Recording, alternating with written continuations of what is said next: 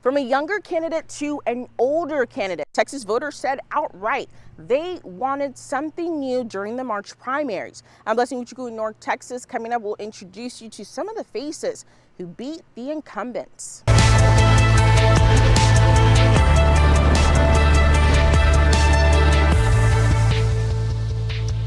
It is almost time for runoff elections here in Texas. The May election is just 3 weeks away from today. And there's several key races we've been tracking here at Spectrum News, but there's also been some upsets we saw during the March primaries. That's right. Our Blessing Iwuchukwu introduces us to some of the candidates who beat the incumbents in their race. For both of these candidates, they say the 2024 election results was what led them to throw their hat in the ring on the Democratic side and on the Republican side.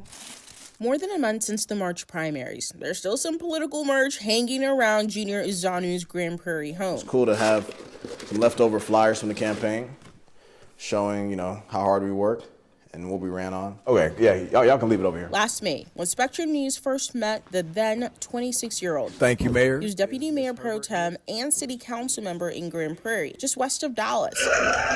After more than 4 years of representing his city, he set his sights on Austin. I've really enjoyed serving as a city council member for the city of Grand Prairie. It was really an honor.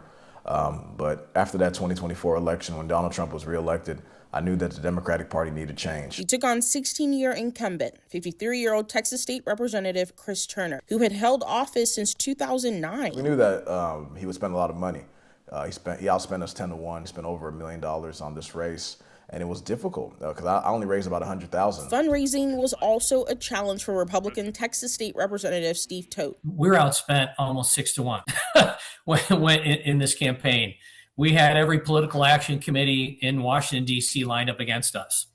And so, yes, we had a lot of local support that lined up for us in our campaign. Unlike with Izanu, who took on an older member of his party and won, Tote took on a fellow Republican, incumbent U.S. Congressman Dan Crenshaw. People of Congressional District 2 definitely wanted somebody new in there.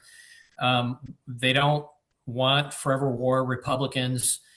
I think that's one of the reasons why Donald Trump was elected. These men are just 2 out of 5 candidates in Texas who defeated the incumbents back in March. In other races, Governor Abbott endorsed Nate Sheets, defeated Texas Agriculture Commissioner Sid Miller. Don Hoffines beat Texas Comptroller Kelly Hancock, and Dallas County District Attorney John Creuzot lost to former Judge Amber Givens, who's facing possible sanctions regarding her alleged actions and behavior on the bench, according to the Dallas Morning News. We now have a great bill, House Bill 2258. As Tote prepares to take on his Democratic opponent in the November election. I'm over here searching. Izanu is so far running unopposed. We got it done, and now we have to deliver. In Grand Prairie, Blessing Iwuchukwu, Spectrum News. I'm very grateful to God for the opportunity, and ready to rock and roll and keep working.